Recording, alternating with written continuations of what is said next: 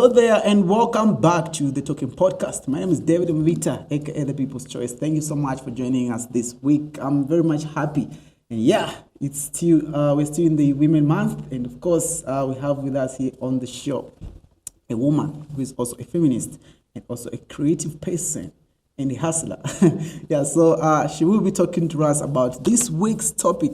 Well, I don't really want to say this week we have a specific topic, but we just have a conversation, But we've themed it to be as young and assertive. Yeah, so we're talking everything about being young and also assertiveness. So yeah, I believe this is going to be an educative and of course entertaining and amazing conversation. Ladies and gentlemen, we soon get to know more about her. And of course, yeah, she's here to talk about conversations worthy really listening to, and of course, looking forward to them. Stay tuned and don't forget to subscribe to our YouTube channel, The Talking Podcast, and also follow us on Instagram, The Talking Podcast. Enjoy the conversation. Called The Breaking Silences, and the intention why we created the space was for us to talk about all the taboo and stigmatized topics in Rwanda, especially as women.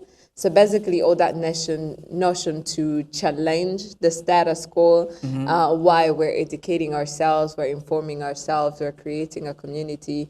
And it really, it was beautiful. It was beautiful what we were able to achieve and how we were received in the community. But since the pandemic, we haven't been able to record any new episodes, but I'm very happy to have this platform to share this conversation with you. So am I, very happy and excited indeed. Yeah, so there you have it, listeners or viewers. Yeah, so she's a legend, ladies and gentlemen. She's been doing this before, and I'm excited actually. It's always very good to have people who are doing the same thing and just hear from them as well. So yeah, once again, welcome. Today we can basically have this conversation, and I want us to have the conversation about two things, which is young and assertiveness, right? So we can call this as an episode about being young and being assertive at the same time. So, Bose, you're one of the young people here in Rwanda that are into creative industry, and you've contributed, a lot to the environment here, and of course, which is very great, for us young people. We should really try to see that we are doing a lot of activities, productive activities, that are able to contribute to the communities that we're coming from positively, right? So I'll start by maybe just to hear from you. How have you found it so far as a young creative here in the Rwandan community? Well, I think young people, we have to accept, especially in this country, that we are the one who are supposed to make the changes that is needed in this country. Like, we have a different mindset, we have all these big opportunities, we have platforms. So I think a lot of people have already created a space for us to explore, right? Yeah. And me personally, I've always been a very proactive person. And I always want to be engaged in different activities, right? And I'm a very creative person. And what I've liked so far is that whenever you have an idea, right? Yeah. If you want to organize an event, if you want to start a podcast, or if you want to do this, whatever you want to do, there's always your fellow friends and young people around you to support you. So there's no need to do something alone. And that's exactly what it is. We have the chance to, as young people, to try as many things as we can, make as many mistakes as we can find, until we find what actually suits us, right? And that's how I see how to use your youthful age. You have to explore, you have to be more creative, you have to take the risk. And so far, it's been amazing. I have done movements from activism, from businesses, from doing art galleries, creating events, podcasts, and all of it has shaped me to become, the next big thing. And I love that it's a community. There's more young people willing to take the chances on everything. Great, interesting, and I like that in the fact that you've been able to come out, as this young female and be able to do different kind of activities. I feel that's really great. And just as you mentioned, it's important for young people out there to really come out and do any creative things, right? That could keep us productive. Great. Now let's talk about being assertive as a young person. So assertiveness, according to what I understand, is having, the courage, and the confidence to be able to kind of like stand for what's right, and also trying to understand other people's situations, and also trying to really support them when you're needed, right? And also at the same time, really being firm in what you believe is right for you without even compromising, right? So as a young person, would you really recommend assertiveness throughout our lives, right? Because there are many young people out there who try not to be assertive, but they want to be aggressive or passive. Yeah. But in this case, for me, I find among the three ways, assertiveness to really stand out to be something very good, right? What's your take on that, being young and assertive? It's in the same angle of how I see the opportunity we have in this era as young people, right? I think when you look at generations before us, there's things that they couldn't say, right? Our grandparents and our parents grew up in almost like a silent culture, right? From both political angle, from family angle, cultural angle, their environment was even more complicated than ours, right? And I think we don't have it all. Like, this is not a free environment where you can say anything. But I think more than ever, we have the chance to speak the truth about what we see, right? And I think the thing about being assertive is that, like, you're not only creating or growing your own identity. Like, I feel like when we stand up for something that we believe, right, and say something that we believe, we are also freeing other people. And because you can never have, there's no such a thing as a lonely feeling or a lonely idea. Only when we don't speak about it, we don't realize that there are other people who feel the same way, who have the same ideas that you have.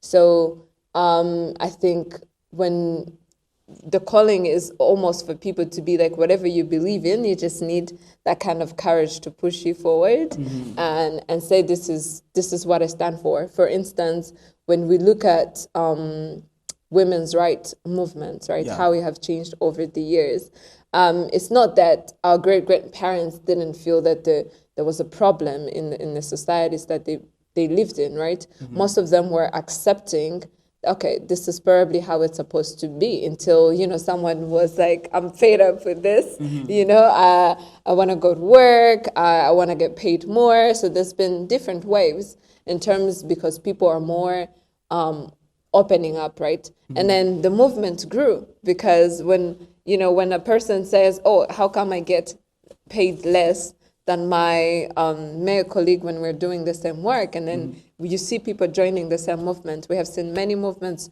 rising from standing up, like Me Too movement, when it's just one person who was like, I'm tired of this and I'm gonna speak about this. And I felt lonely in that moment. And then hundreds and thousands of people came and joined the movement across the world, right? So I think it's about the truth, right? It's about standing for what we want and fighting for it, and really making that first step to create the reality that we want. Amazing. Now I have an interesting question for you. Are you assertive? Yes. Interesting. So you're an artist or a creative. You do writing, you do poetry. How has being assertive helped you as a young creative in the community you're coming from, or even on a professional level? You've been able to work on different kind of programs. You've signed a few projects, contracts. How has being assertive helped you? I think the first step is really just believing in yourself and putting yourself out there. I wouldn't say that I'm a very big professional writer, but then I've also wouldn't have grown in my career if I've not put, even if it's just a simple post, right? You put it out there and then people are like, oh, I relate to this, or I see this, right? or you start recording on your phone and create a podcast and you put it out there, and the next thing you know, it's like the people who are calling you and they're like, oh, I have this event, I'm looking for a female MC, like, do you want to, you know, come and MC my show? And you're like, I don't do MCing. They were like, no, you have a great voice, you're very confident, come and do it, right? And then the next thing you know, like when you are also writing, right, you put your pieces out there, you're probably using social media or other platforms to do it. The next thing you know, someone is in your DMs like, okay, I'm trying to write this book and I want people to collaborate with. Do you want to be a part of it, right?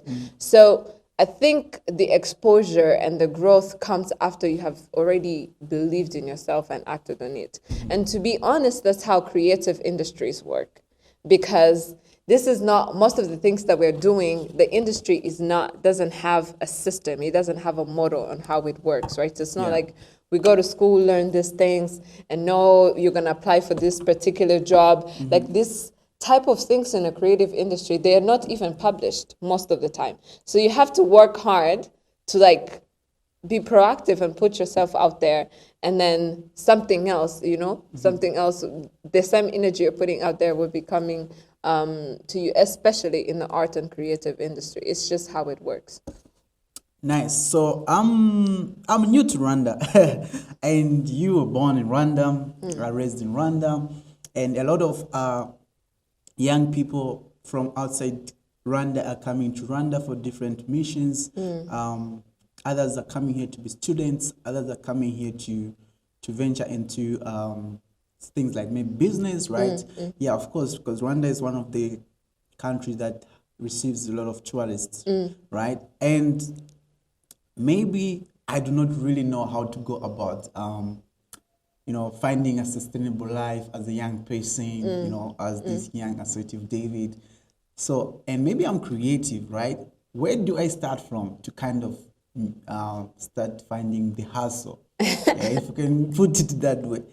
Could you say the environment of hustling here in Rwanda is friendly? That's $1 million question, David. Yeah, you know, because where I'm coming from, for example, Zambia, we do a lot of hustling there. You know, we can really, a day cannot go without, you know, grabbing a jiggy, you know, work on it and then have something at the end of the day. How is it? How is it like here in Rwanda? You know, I really appreciate all this diversity that I've been finding in Kigali, especially with and especially I think it's because of the university, like the African leadership and other you know, kind of like African university that are rising up here. So you find a very diverse big community, and I think this is kind of like exposing our culture and how we behave, because you find most of West Africans, when they get here, you can see the hustle, like these people knows what they're looking for, you know. You go to every job application, you go to all these co-working spaces, they're there. When you find that Rwandan people are less likely to, especially young people, they're less likely to fight. I think our culture is kind of different. I don't exactly can't point my fingers on why and how this came to be, but I do know when it comes to the hustling culture, we're a bit laid back in terms of that. We like to be to chill and work on things, you know. Chill, there's no hustle. Like hustle is just not. Are you saying we maybe visitors or tourists that come to Rwanda are kind of trying to teach you the game, you guys? Yeah. I mean, there's no way this whole like Kigali, you if you compare like Lagos and Kigali, is completely two different cities, right? So even the people's culture, the energy is completely different, right? So you came in Rwanda, you have seen how Rwandan people, they're more quiet, right? And very reserved when it comes to like engaging with people and being bold and taking opportunities. So it's more like, that I think it's in how we consider pride, right? It's in the culture of pride is very big thing here, and how we define it, where you find, you know, like a Nigerian woman is not afraid to like speak in public and go and be bold and go out there. So there's definitely that kind of difference. But I do think also that if someone is starting to enter this community, one big secret that I have learned that I know to be true is that Kigali especially is a very small community, and literally almost everybody kind of knows everybody. So when you haven't found... Really? Yes. Wow. So it's like this small community, you know, It where people, is. they know who, they know who, they know that. Exactly. Okay. I had one of my friend, he was Zimbabwean, and then he was doing research here, and then he had the lineup of people that he had to interview, an idea, and then he would be like, oh, I have to meet this person. And then immediately I'll be like, oh, I know that person. I should send you their number. Or I'm like, I'm gonna call this person, invite them over. And he was like, do you know everybody? I'm like, no, I don't know everybody. It's just like, it's a very small ecosystem. It's a very small community. So when you first learn to integrate in Kigali community, like you have to find your ways to know your people. Like you have to know people. This is not something, especially in the creative and art industry, you have to make sure that you know what's going on, like where are the events, so you get to network and meet people. Because if you don't know people, then you will not have access to opportunities, because it's happening. It's in a more friendly conversations, right, rather than a more professional platform. So it's one thing, like you have to crack into the community to be part of it. If you don't know anybody, It's gonna be hard for you. it's gonna be hard for you. It's gonna be a really big hustle. Interesting. I think this is nice. I love how you're just raising the points there, and also kind of like tips on how you can really find a sustainable life here as a young creative in Rwanda. Nice. So still on assertiveness. So I don't know, but where I'm coming from, there is kind of like a gap between guys and ladies, okay? Men and ladies, or boys and girls. You know, when it comes to being assertiveness, you find that maybe most people consider guys to not really be as assertive, but they think guys are more aggressive than girls, you see? And for me, I've just realized that actually, even as guys, we are actually very much assertive. And many people kind of try to mistaken, I don't know if this is how the whole society knows, kind of like trying to mistaken guys being assertive to being aggressive. And this is also really leading to different kind of opinions and kind of debate. You find that the guy is trying to be assertive, and then the society thinks he's being aggressive. Can we talk of why is it so? Why maybe the society views us guys in that way? Do you have your opinion on that? Okay, I have a bit of a controversial opinion. Yeah, And Lee. I thought I saw that coming. Okay. how I see it, I think men everywhere, right? But in particularly how I view my brothers, my fellow brothers, men are raised as the center of community, right? So when we talk about in culture, men are the head of the house. The boys are, you know, like if a mother gives the birth to a boy, it's like a celebration. It's like, so our brothers are raised in a way that they're at the center of everything. While a woman, when she is at the center, is in how you would benefit someone else. So it doesn't surprise me that men have more confidence, right? And and it's even factually true. Like men are more likely to take risk, right? We see it in a job area where men are more likely to go to apply for jobs that they do not even qualify for, right? When a woman cannot even apply for a job when she's qualified for until she's overqualified, right? So you find that in how we perceive ourselves, it's always like we're worried that, am I really good enough? Am I not? good enough and all of it.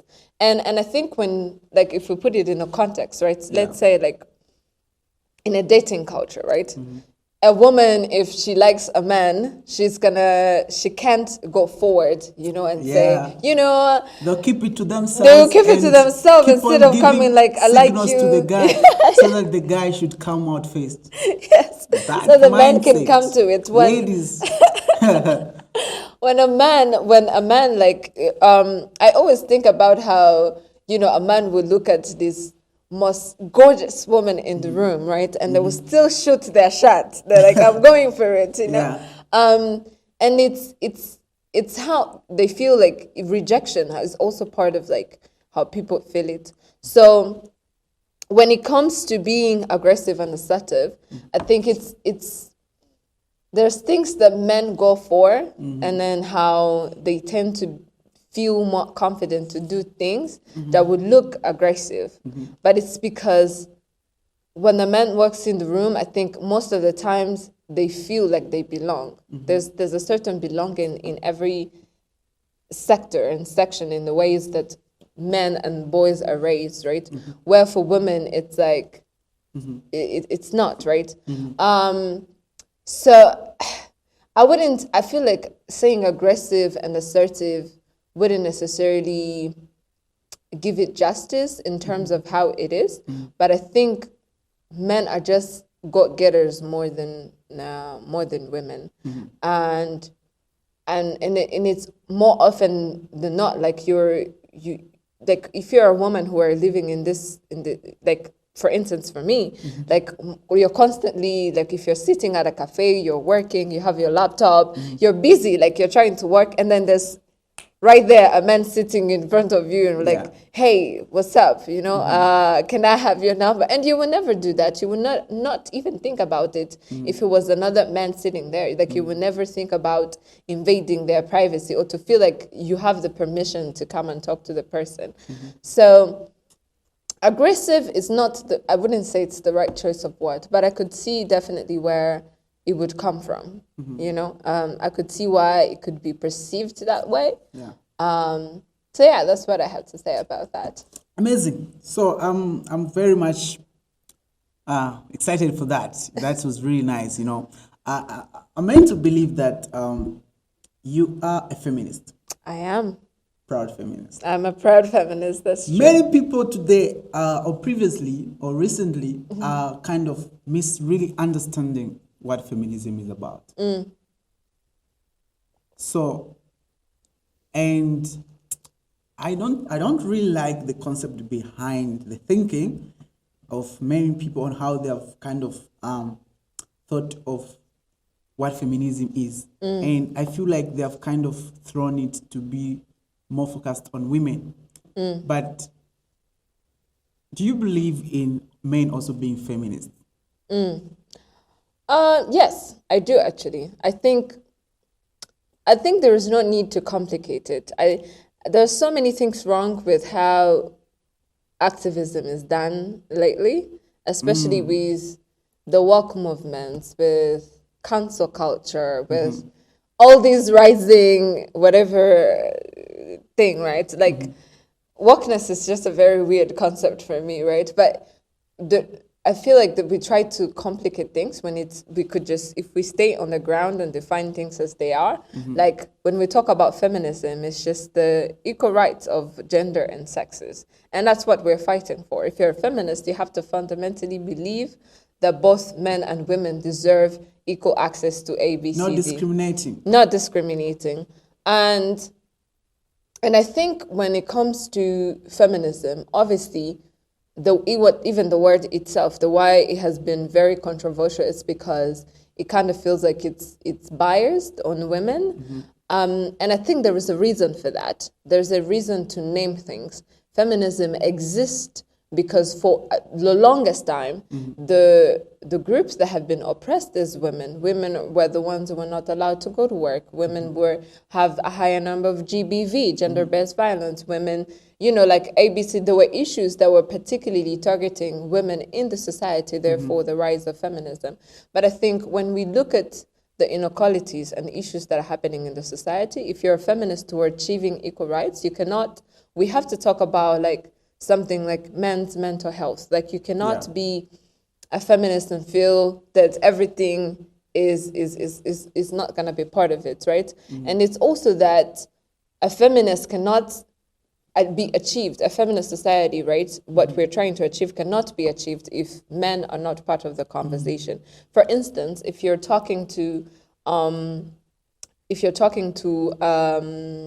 abuse victim, right? And you're teaching this woman how to, or you're providing a safe space for them to talk about what is happening to them in their family, domestic violence, and all of it, but they still have to leave that space and go in their homes to live with the perpetrator. So then there's an issue, right? Because then you're solving the issue on one side. That's where men actually needs more conversation, especially when you look at the issues of domestic violence. There's a need to create spaces for men more than women.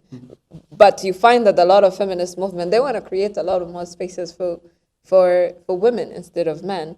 So I think... But just to cut you on that, do you kind of like maybe have more like knowledge or kind of like statistics? Do we have more female feminists or we have more male feminists? I don't have the statistics, but I can definitely bet that we have more female feminists. Yeah, it just seems like I was looking forward to that. I would be shocked if we had many male feminists. No, I think that it takes courage, even a more exposure and a lot of unlearning for a man to define themselves as a feminist, right? Because most of the time, like I have a lot of male friends, right, who you would agree on a more political basis about equal rights, equal this. Like you would have a conversation that you understand, they understand logics, right? But when you ask them, so are you a feminist? They're like, no, I'm not. So, you know? And then I'm like, but your logics, your principles, your values is already a feminist. I think there's still a lot of stigma in the ways that makes it easier for men to define themselves as feminists. On a gender and ideology, right? So I might be a feminist who obviously want to achieve equal rights and blah, blah, blah, blah. But then I have my own agenda in terms of how I see it, right? So, and then that's why like we have African feminism, for instance. So if you look at the struggle of African women in a context, is completely different from Western women. Or if you look at in a more racial level, a black woman's struggle is different from a white woman's struggle, because even though she's a woman, there's a concept of racism involved. Absolutely. There's a concept of culture and the place that she's growing up with. So you find that we have the general idea, and then we have agenda and ideologies under that, and that's why I feel like people want to say, for instance, right, the Western, we have seen in the fourth wave of feminism in Europe, where, you know, a lot of group of women were marching in the streets, fighting for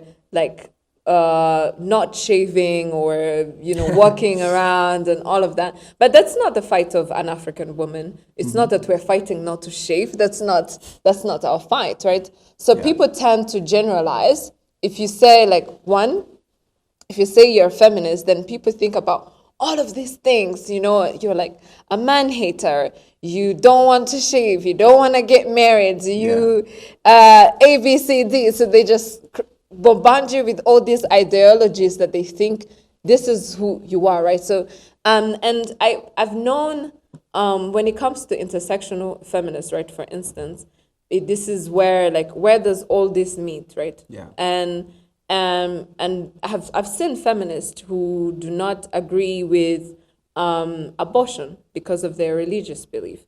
They understand you're claiming your right to choose and all of this A, B, C, D, and it's your right.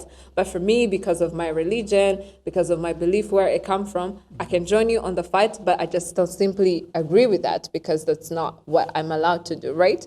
So the idea, I think, one is because there's the general idea of what feminist stands for. And when we should really care about discussing people, why are you a feminist? What is your agenda? What is your ideology? What is your belief behind that? And secondly, is because movements like this are usually labeled by their extremist side, right? You find that any movement, it's not just feminism, right? We have revolutions in Africa. There has to be an extremist group. And people always view feminists from its radical point of view and not understanding that not everybody is a radical feminist. And not that every radical feminist also have the same opinion. You see what I mean? Yeah. So I feel, and there's that one that people generalize feminism, and that feminists are always viewed from a very radical point of view. And I think lastly is because there's just this power, I feel, for the longest I've been a feminist. Irresistible power. Yes, when a woman stands up and you just claim yourself and be like, I'm a feminist and this is what I do. I feel when I chose myself actually to identify myself as a feminist, it was because of simply that kind of disruption it causes. Because for me, it's been the beginning of conversation. I could define myself as a humanist. I could define myself as a human rights or women's rights activist. There's all these terms. What I like about the word feminist is the disruption, because then people have a lot of questions and people have a lot of assumptions. And that's the beginning of a conversation. Absolutely. And I would want you to take maybe one or two on this. Like, should feminism be taught in schools? Because I think that for the past years, it's been hard to kind of like learning about feminism. And I don't think, from where I'm coming from, I never really I wasn't introduced to feminism in my schools. And how about you? Do you have any? No, I have not. Has really there been feminism lessons in schools? I doubt.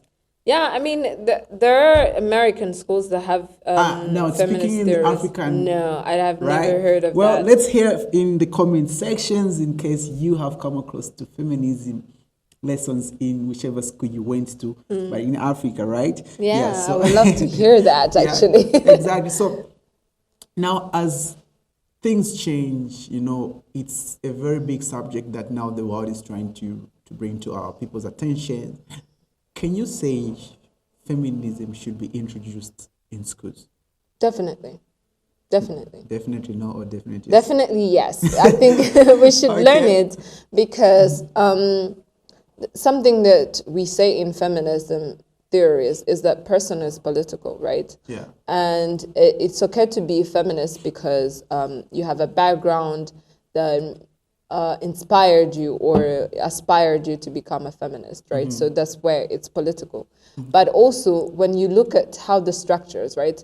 If you say that feminists are fighting to change the patriarchal system, this is a system that have been established for as long as humans have existed. There's always been the system existing. So to destroy it, it requires a kind of understanding. And in most conversations, you do not only have to have experience, you need to learn about it, because there's a lot to be taught in feminist theories. And you find that most people, especially young feminists, lack knowledge on what feminism is about, and they lack knowledge on historical perspective, where people think, like, for instance, if you're a young feminist now and you're like, oh, we understand this is what we want, without understanding that our great-grandmothers were also feminists. They just were fighting a different fight. And then their fight is what led us for us to be fighting about equal pay. They did not fight for equal pay because they were not even at work, you know? So there's different waves and different generations. And I think there's an importance in anything that you have to engage in, to learn the historical perspective, the background of it, the theory of it, different ideologies, different agendas, for you to actually find your identity. What are we fighting here and how can we achieve it? Because if you're not educated about a certain topic, then there's a lot of assumptions. There's a lot of uneducated and uninformed opinions around, like, when people think that feminism is about matriarch and creating a superior system where women are on the top. That's not true, even though that's probably not something that can be achieved. But in the way, like, you have to understand, how do we engage men? How do we create safe spaces for us to achieve what we want? So Feminist is actually a very interesting study that should be educated. Schools. Yeah, it should be in schools. There's so much to read. And thirdly, I feel like, apart from some of the work of Chimamanda, when I was learning about feminism, there was a lot of reading from African American literature, when we should really focus on what African feminism is about. What does it look like from on our continent, on our daily experience? So yeah. Amazing points from you there. This is the Talking Podcast. So we are very much indeed excited for this, because it's been a very great conversation. Yes, that was Bose Aline. Yeah, she is a feminist. And of course, she does really enjoy talking about this subject. Yeah, but basically we're looking at young and assertiveness. So yeah, she's a young person, and of course, it's happy to hear her talking from our own perspective. And we really appreciate you for coming, Bose, and thank you so much. Thank you. Actually, for that knowledge that you have shared with us. Thank you for having me. Yeah, it's been a pleasure. And of course, I mean, you're a legend in podcasting industry. So yeah, it's always I'm fun. very happy that you guys are doing this and creating this community. I think starting a conversation is all we need. Right? Yeah. Exactly. And this is what this platform is about, to bring different people to connect them with their communities, so that we're able to really educate people out there, you know? Yeah. And yes, this has been the Talking Podcast. My name is David Mubita, aka the People's Choice. We gotta go. They say whatever goes up must definitely come down. And this is how we go. We're out. See you next week.